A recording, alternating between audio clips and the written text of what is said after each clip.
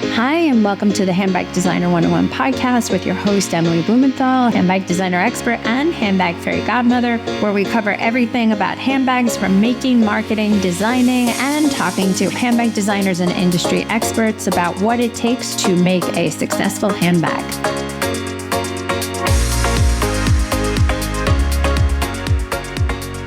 Welcome, Tanner Leatherstein, to the Handbag Designer 101 podcast. So happy to have you. Thanks for having me. Thanks for the invitation and taking the time. I am happy to be here. Good, you should be. Listen, your rise to fame is pretty wild. So why don't you give a quick overview of who you are and what you do, and then we'll get to the roots and the weeds as to how you got to where you are. Absolutely. Tanner Leatherstein is my personal brand. It's not my actual name. That's usually the first question to clear. That would be too good to be true, doing what I do and having that name and last name. So my real name is Volkan, and I was born in Turkey, and I think it was about 2009 I moved to the United States out of just a random green card lottery. For business school, right? No. It was a green card lottery that I didn't even apply. Someone did for me. And who applied for you? So that was a company I applied about 3-4 years prior to that. And they said I checked the box for them to make it 5 years in repetition. I forgot. Oh, so you continue to apply every single year? Yes. And then first year I was waiting and then it didn't happen. I forgot about all that. To third or fourth year, I received this email saying that I want a green card. I was like, oh, let me read this email, how they want to scam me and all that stuff. That's how it started. So which makes sense. That's how I came here. And until that point, I was all in leather. I was born into a family-owned tannery in Turkey, and I was running behind my father in business since I was 8-9 years old. Can I ask you something about that? Yeah, absolutely. So where in Turkey are you from? Çanakkale is my hometown, which is the ancient Troy region in the northwest coast. It's just right across Greece, and it's like 4 or 5 hours drive from Istanbul. That's where I grew up. That's where we had our tannery. So you grew up in one area and then the family had to drive back and forth to get to the tannery, or you guys moved from we were all in Çanakkale in the tannery town. We were living there, but most of our business was in Istanbul. So basically we were going and coming back from Istanbul once a week. It was like we had the whole family go? Places. Mostly my dad, but pretty much every other week we were going as well, just for the weekend and things like that. So it was a lot of traveling.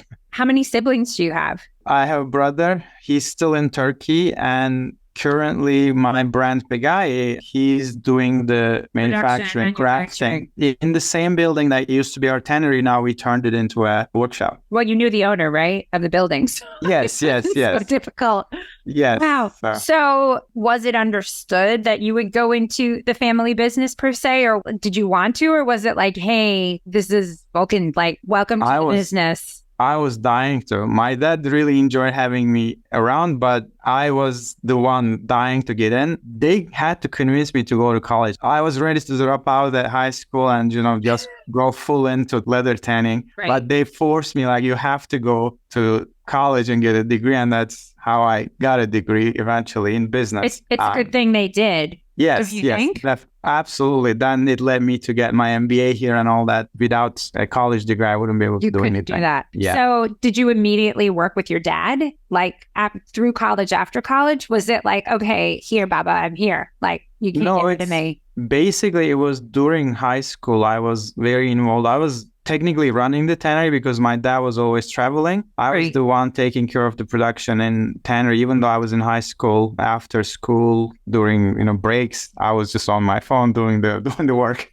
Oh my gosh. Was that weird for the workers? Because I'm sure they had worked for your dad for the whole time. Because turnover at factories is really low over there, right? It's the same family has worked there year after year. And here's the kid, the son of the owner, who's telling me what to do. Well, it didn't feel weird to me. At the beginning, it was a little uncomfortable, sometimes having tough conversations with 50-year-old masters in the tannery because nobody else is there. I got used to it, and I don't think they took it weirdly because I was always there. They were used to me. They kind of saw me like the kid. Grow up. He was always around, yeah. Oh my God. So what did they make in the tannery? Was it specific to one thing or the other? Was it like, what was it? Mainly, we were doing lamb sheepskins for garment production. That was our main line, either in a nappa format without the hair, like the ones you see behind me, and Right. or then we started making the double face, we call it, which we keep the hair on the sheepskin as well, that Right. you can make the jackets that has the fur as well. So we were mainly doing that. But as some side projects requested, we were doing goat skins and some cow hides for different productions as well, including rabbits and different things I've experimented in tannery.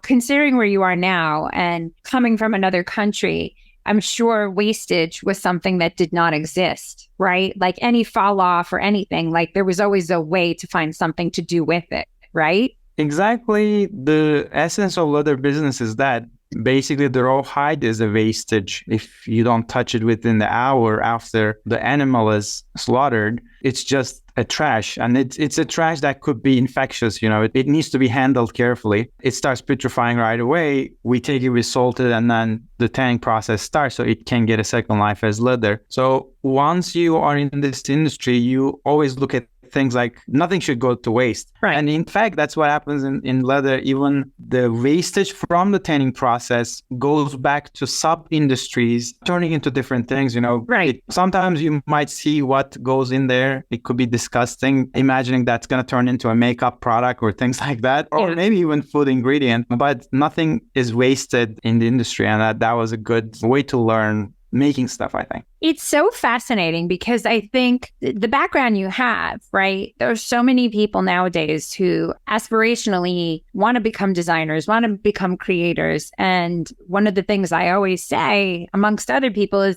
get experience working for someone else so you understand the process, like, the back end. Because my first job was in media and someone said you'd never open up a clothing store if you didn't know how to shop. And that stayed with me, right? Because you have to know how to buy. You have to know the process from inception. I mean, from this case, from the farm. So having this experience, it's like it puts you 100 steps ahead already without even probably being aware of that. Exactly. I wasn't aware of that. I was only in the tanning side up until 2016, 2017. I know how to take a rawhide and make it into leather, and we were selling it to shoemakers, garment makers, or handbag makers, but I haven't done anything further than that. So it's extremely valuable, though, like getting experience from the designers, working with them, understanding the creation process, because it's an entirely different world. Again, I'm trying to learn every day now for the past 6-7 years, but knowing the leather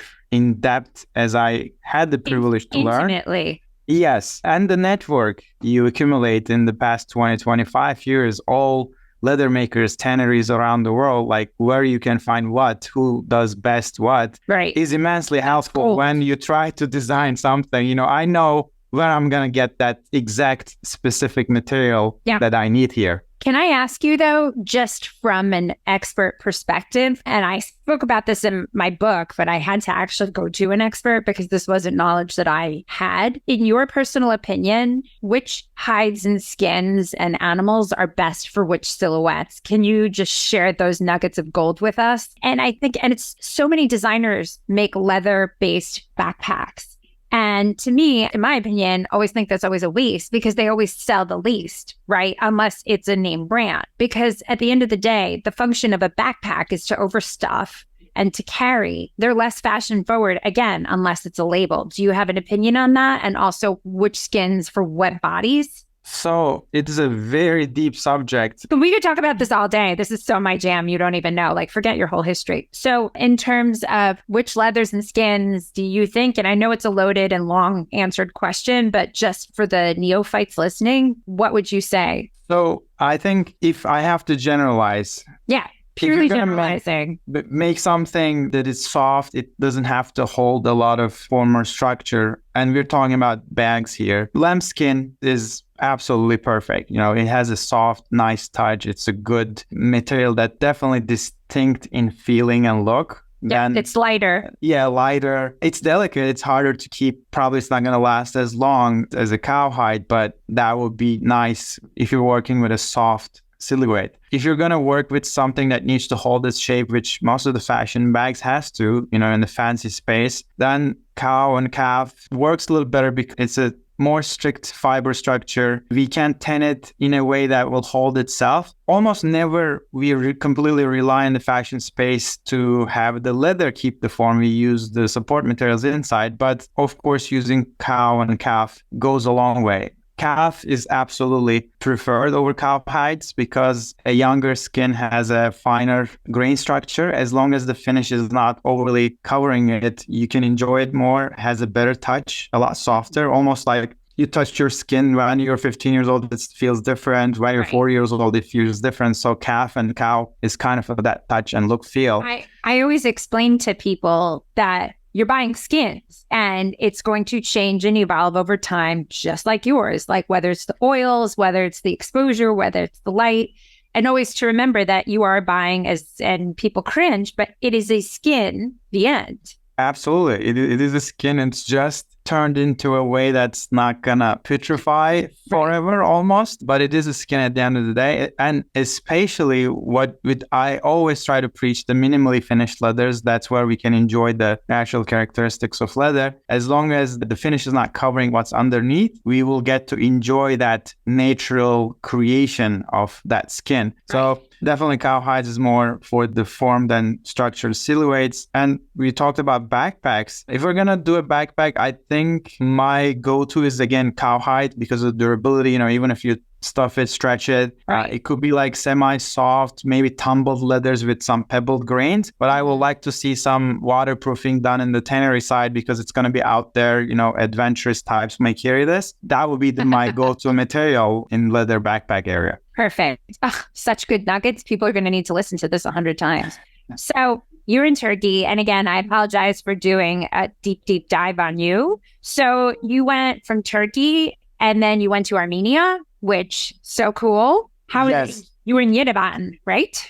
So I was in Yerevan for about 6 months, right before I moved to the States. Prior to that, I was in Turkmenistan running a tannery for about a year. And that's where I got my green card lottery notification. Wild. And how I ended up there was in 2007, my dad decided to move our tannery to Turkmenistan.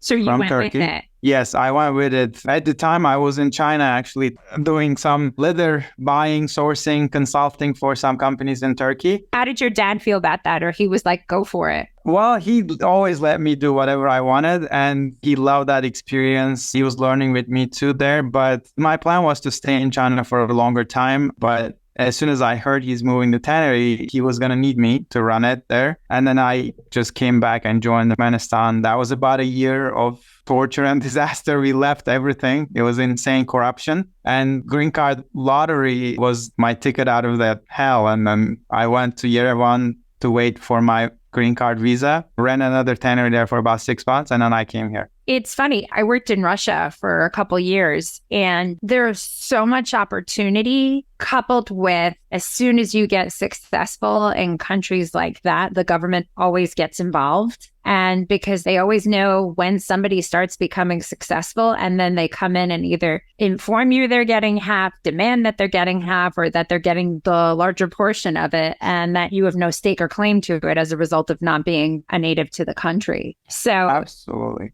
It's tricky, and the funny thing is that you as a manufacturer were only trying to do good by the country to get more exports for them. Exactly. That was my experience in Turkmenistan. So it's kind of tricky. We went there because we were thinking the leather is there. There's not enough tanneries in the country. Like an untapped market. Exactly. We can process the leather. We can export it out of this country, definitely bringing revenue here. But of course, we're not going to do it for free. Our goal is to make money too because it's a cheaper country. We have our interest as well. But the point we miss is that the things we don't see in the first glance, that corruption and, illegal things getting involved as soon as you start your operation there. Yep. And that's what happened. Every day different part of government was showing up for another bribe. And for about a year, we tried to work, but they didn't let us. And we just left everything and get out of it. Everything. It's like you built this whole thing and you're like hopping on a plane one day back to Turkey, like, okay, well, that was interesting. And that was it. That's it. That's what happened. So then you went to Armenia. Were you like, hey, Baba, I'm going to Armenia. Like, see you in a bit. I'm going to wait some time out until I go to the US. No, this was actually basically end of the year in Turkmenistan. We realized this is not happening, and we met an Armenian person, a tradesperson in Turkmenistan. He was doing a lot of deals with government and, in the region, and he happened to know a businessman in Armenia who owned a tannery but couldn't run it for so long. He was looking for a partnership to run it together.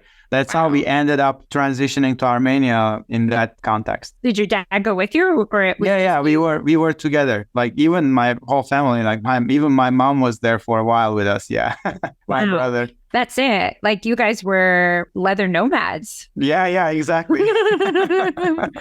Can I ask you, just as a functional question, having, as an American, we are not historically known for having linguistic strength. I happened to be lucky enough to study a bunch of languages growing up. What did you speak in all these countries? Well, I don't speak Russian. I kind of got used to a little bit in my Turkmenistan and Armenia experience, just a few words in Russian. But none of us, my dad, my brother, spoke Russian at the moment. My brother was the most advanced, all of us. He studied in Uzbekistan for about a year, and he was able to communicate at the basic level when we were there. Right now, he's fully fluent. His wife is Russian, so he's completely running his life in Russian now. But at the time, we didn't speak Russian. In Turkmenistan, it wasn't too difficult. Their language, Turkmen language, is very close to Turkish, 70-80%. Same base, they understand us, so it wasn't difficult. That's how we got by. And Armenia, we just had some translators going around with us. So no English? No, yeah, the English is not that common there. It doesn't help much. Wow.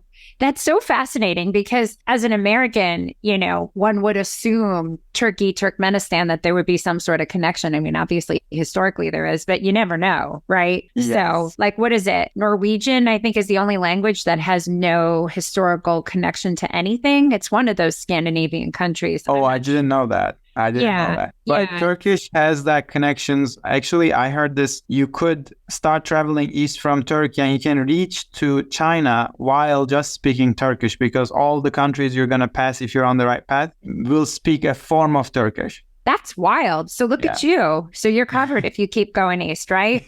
Yeah. But I learned my lesson. I think I'm not going to continue that. So. Oh my God. So, all right, you're in Armenia, green card comes through, then you just end up in Chicago. Yeah? Yeah, I was in New Jersey briefly first, like 6 months. That makes sense. One should always start in New Jersey. Like, I've been there for a couple summers for summer program in my college before. We call it work and travel. And from that time, I knew an Italian family, like crazy smart businessman, one of the smartest businessmen I've ever seen. I learned a lot from him. So I came to New Jersey, start working with him, working for him. He was doing textile business. It was quite boring for 6 months for me in the summer town of Jersey. And I was looking for a little bit more friends and stuff like that. And I realized in a suburb of New Jersey, here you've traveled the world through all this chaos, and now you're like in the suburb with the backyard. Yeah, why? Having to drive for a coffee because they didn't have good coffee there either, I'm sure. So, well, they were Italian, so they should have, right? Yeah, well, I mean, everything was fine. The social life was a little lacking, and that's why I ended up in Chicago, which I loved, and I was there for 9 years. Why not New York City if you're so close? I was going back and forth almost every day. My Jersey work was intense. I was waking up 4 a.m. every day and coming back home about midnight. So like 4 hours sleep, 6 months. I was driving a huge truck delivering textiles to New York, Philadelphia, and back to New Jersey every day. So that was insane. Yeah. I didn't enjoy New York with that kind of schedule, so I didn't want to be there. That's it. Oh my God. Yeah. So it must have been Central Jersey if that was the case, if you had that commute. South Jersey. So fun. Oh, God, that breaks my heart. I know that drive. It's not a fun one. Oh, no. No, you go past the Meadowlands and you're like, oh, I still have so much longer to go. Yeah, exactly. The New Jersey Garden State Parkway ends where I get home. That kind of thing. Like, it's crazy. Yeah, that's a hard pass. I would have gone to Chicago, too, because that's like city light. So you got your MBA in Chicago. Did you go there and then apply? Or you were like... No, I was a cab driver for 3.5 years in Chicago, like full-time cab driver. From my friends' suggestions, I started that and trying to establish a new life here. I don't know what I'm going to do. Leather is not a huge thing in US, especially tanneries. So cab driving paid the bills. 3.5 years, I met a lot of consultants with the cab business. And first time I'm hearing about consulting, I'm asking now, what do you guys do? They say, we basically solve business problems. I'm like, that sounds interesting. How can I become a consultant? And probably easiest way is to get an MBA. That's how I started to Thinker and switched to MBA after the cab driver thing. Wow. So were you still driving a cab and getting your MBA? No, I did a full-time MBA in the University of Illinois Champaign, Champaign. So I moved to Champaign full-time, 2 years MBA program. And then I got a consulting job, came back to Chicago. Where you tell people what to do? Yes, exactly. But that was my first corporate job. Did it kill you? America.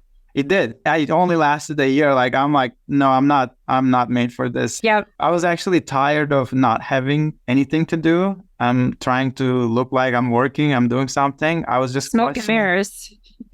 I was started to question, like, why are they paying me so much money? I'm not creating value. I just felt super uncomfortable. And I ended up quitting without knowing what I'm going to do next. So, wow. So in 2016, you started Pagai.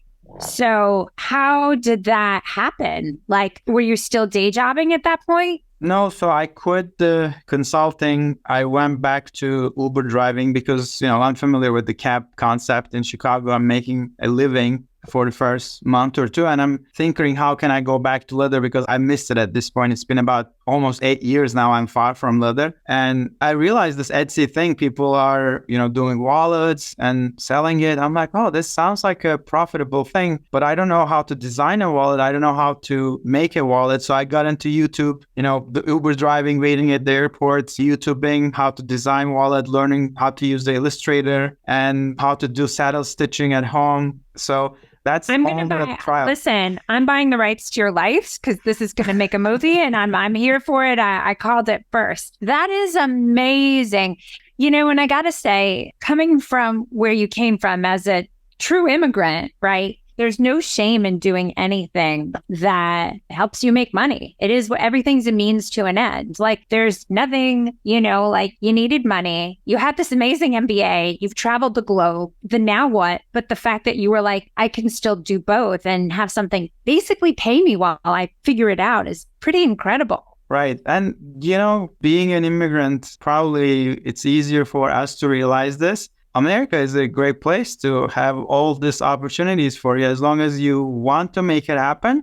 Yeah. There is limitless things you can work on, learn, and turn it into a profession and make a great living out of. So I was fortunate enough to be here to do all this stuff. You can't do this in Turkey. You can't do this in nowhere else, basically. No. I can say. No, I mean, I totally agree with you. I worked in Moscow and then I worked in London, and even working in London, to see the differences, like, one who doesn't know any better, but coming from a country that is a uniform government and how it's run historically, like no one's changing anything there. They really aren't. But America was founded on privatization. Yeah. So with that, it kind of messes with the system, right? Because we really have a system that isn't a system. But with that kind of space, it allows you to do whatever you want. It's there for the taking. Exactly. So that's not only me, that's the environment making it possible. So that's definitely a great advantage. So here you are, you figured out how to make wallets. Was that kind of like, it must have been hilarious to you. Like, hey, I know how to make the leather, but I don't know how to make any product with it. It's frustrating. So you understand leather. I'm like, these wallets look simple. We're talking Etsy wallets, right? Like it's layers of leather put together and it's simple. But if you don't know, you don't know. I have to go in and then learning how to draw things with Illustrator, then print it out, cut it. Did you have to teach yourself Illustrator? Yes. Like everything is basically from YouTube. I'm watching people who are sharing their knowledge, which I appreciate. And soon I tried a few different designs. I'm like, they don't look that good. They don't look as good as the ones on Etsy, but I improved. I made like 10, 15, 20 different. And I'm still thinking nobody would buy this, but hey, I'm going to put it on. I don't care. I put it on Etsy and I got an order. And then I got another one the next day. I got 2 the other day. I got 3 the next day. I'm like, hold on, this is interesting. Now we're talking with my brother. He's not doing anything either in Turkey. Now our factory building is abandoned, completely in trash condition since we moved. I said, why don't you guys make this? And I focus on design and selling and marketing. And that's how we started. So can I ask you though, were you able to figure out correct pricing? Because the shipping alone, it's tricky, right? Like, you know how to cost out the materials, but to cost out the labor, the time value that it takes to put into the product and then have it ship it over. Was that something that you had to learn? Like, did you have any hiccups on that? Because I'm sure in itself, it's like, wait, I undercharged. Wait, I overcharged. Wait, the shipping. I didn't even think about the shipping cost. So initially it was, everything is new. Like, I have no idea how to send a product from Turkey to you or how much it's going to cost, the customs, tax, the procedures. I have no clue. But or things getting lost if you think, like, let me save some money and ship it with a national mail service and it never shows up. Exactly. It never showed up. We lost hope. And then 2 months later, it showed up. Like, oh, okay, here it is. But regardless, we started using DHL, the most reliable so far in my experience. Right. And I was like, oh, it's not that difficult. And because I did my pricing when I was making my wallets in my apartment in Chicago with saddle stitching, my pricing was not cheap because it took so much time for me to make anything, hand cutting and sewing. Right. Now, once we turn into producing in Turkey, my pricing, I was able to actually take it down a notch because I'm still profitable covering all the making and shipping of it using the best leather I could get my hands on. And the pricing worked out basically. Probably fully handmade beginning gave me a good pricing structure understanding. And then I was able to take my prices a little bit down because I found, more affordable ways to make the same product, better product actually. So did you put it on your brother at some point to say, okay, find someone who could make this stuff for us because I can't keep making it? Well, yeah, that's why we got a sewing machine that we don't even know how to use a sewing machine. We couldn't control it. It goes so fast. I was turning it with my hand in Turkey first trip, and then he's holding the thing. And we ended up hiring a person who knows how to use a sewing machine. Right. And my dad, him, and the sewing guy, they started making these and shipping it to me. Me and my wife is doing the personalization, packaging, shipping from our Chicago apartment at the beginning. That's how we got. Did she have a say in this? Or you were like, hey, by the way, I need you to get involved? No, she supported me from every beginning of every adventure. We're very close. I'm very fortunate to be with my wife 24 hours. We're still like that. She works from home. She's a consultant, but as a consultant. Yes. And she's coming to my workshop every morning with me, helps with anything she can when she has free time. And we come back home, we play with our kids. We're 24 hours literally together every day and we love it. Like, we couldn't change it. Like, that's how. Thank God, huh? Yeah, exactly. It doesn't work for a lot of couples, I know. So.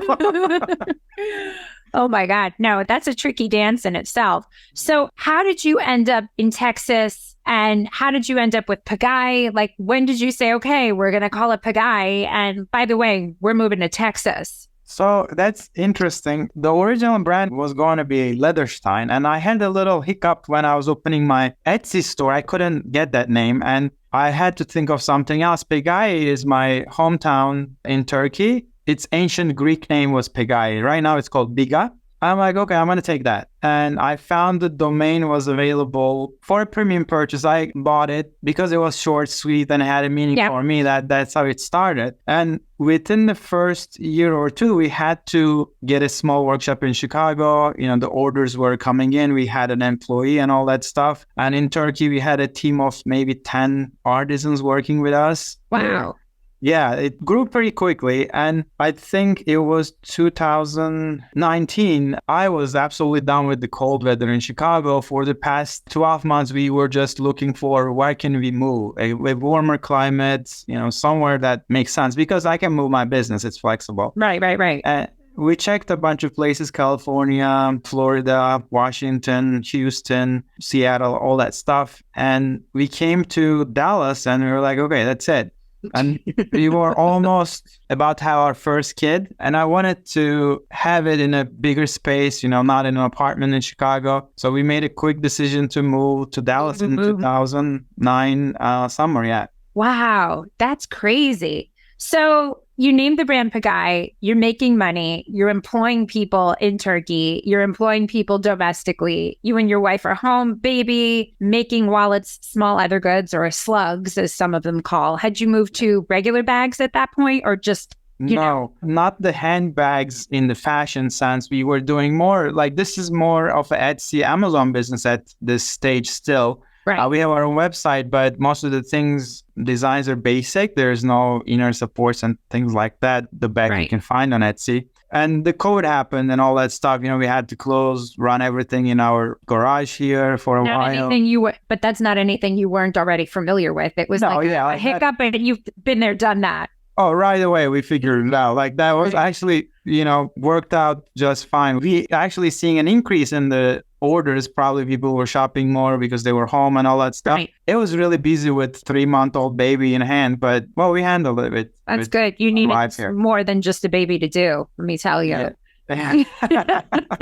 So this takes us to your TikTok awakening, I guess we could call it. What was that moment? So this was actually a personal realization happened in 2020. We took a trip to Maui, Hawaii with my son and, my wife. I don't know what happened there, but on the way back, I had to write this down. It came to me so clearly in my mind in the airplane. I had to open my notes app and I have to write it down. I'm like, do you know something that when you're flying, your mind is much more stimulated? They say for anybody who's working or has a creative mind, never sleep on a plane because your best ideas will always come when you're flying. FYI. Really? At first time I heard this, but that's the experience. I experienced it. I put it down on a paper. I realized I'm here to help people understand leather because putting all the dots together in my life, whoever know my involvement with leather, they've been asking me, hey, I got this leather jacket, I got this shoe, belt, bag, whatever you name it. Can you look? Is it good? Did I pay too much? Is it real? Is it fake? Right. At that moment, I'm like, people love leather. Everybody wants to use it, but they don't really know enough to be comfortable with making their own decisions. Sometimes they feel like they're cheated. So I'm here to help them understand this material a little bit better, and I can use social media. So that was kind of the clarity of purpose came to me. Up until that point, I was dabbling in everything. I was buying a CNC machine, trying to learn different things. Like I'm a handy person. I love doing woodwork. Like I have tools and things, trying to explore so many things. But after that clarity, I'm not looking at anything else. It's only leather for me. That was like, I realized why I was here. And that's how that video thing started. I've been experimenting with different ways to convey leather information to people in different videos since then. But the first viral video happened last August, when I was talking about Chanel and their wallet, and it exploded and people start asking, can you review this? Can you do that? And I've been just following it.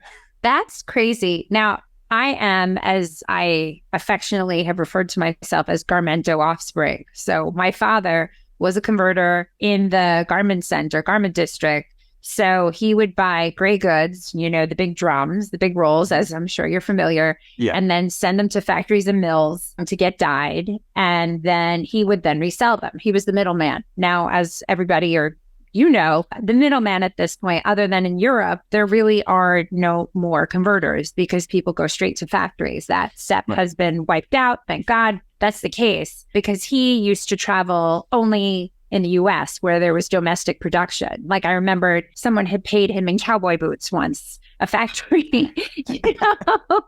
So understanding, we were never allowed to have labels growing up because we were always taught the cost of goods.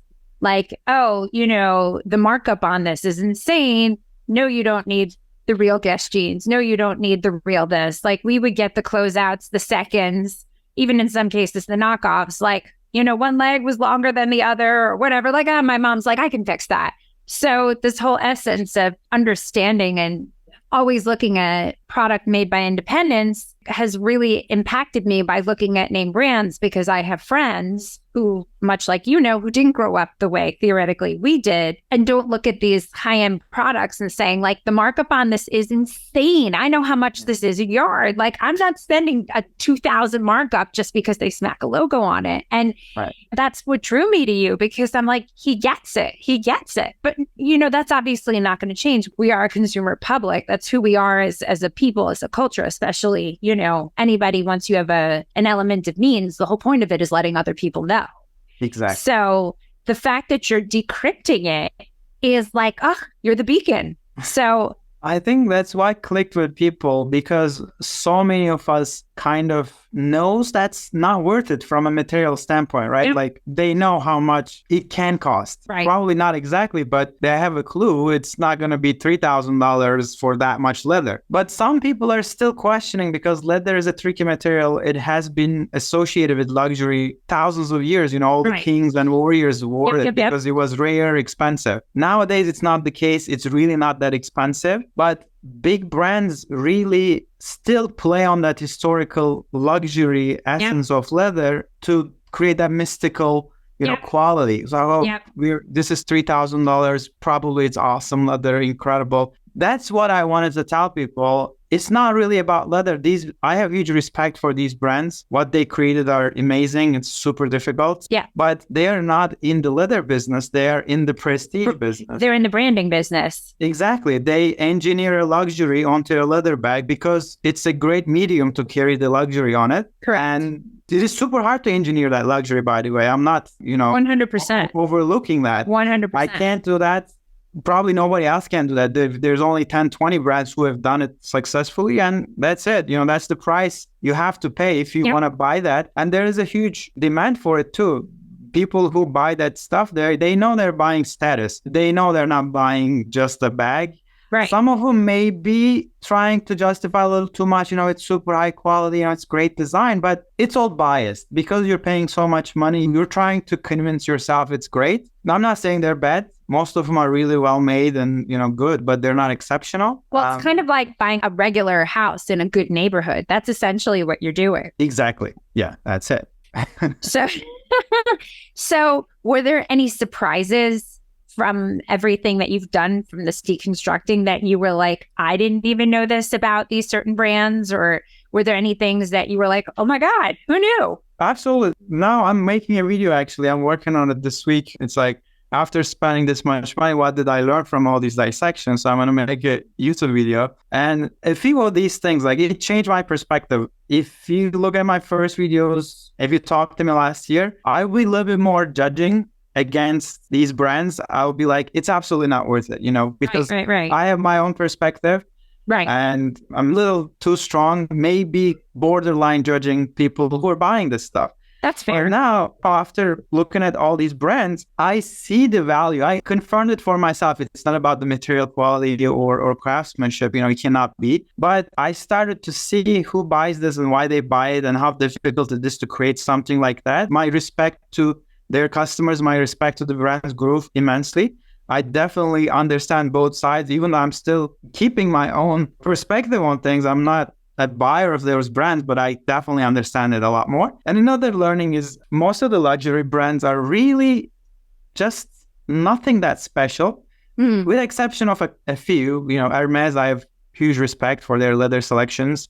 And, a little bit extra craftsmanship practices, the saddle stitching and all that stuff. But they were, if you go back to Hermes's history of being the first, I think they were the ones who came up with the first true travel bag that, God, I'm going to get my history mixed up. So if anybody hears this, I apologize. But the founder of Hermes, I believe he went to like the Ford factory in Detroit and learned that the possibility of, from seeing the cars and the seats, then gave him the idea that he could use those bags, use the leathers in a different way, that it could be used in a more travel sturdy way. And his wife was the one that requested it. Really? I didn't know. This is a great piece of... I have this giant Aussie. I have this giant, and then there was some sort of conflict. I have to go back and look at which silhouette this is, and this is going to kill me because there's a name. But then there's two different brands that fought over who was the creator of this. And I'll let you know, but I have this giant dossier of the history of the handbag that I always like to defer to for moments like this, that there's a reason why certain brands are better at it, because historically they've been doing it and have had a means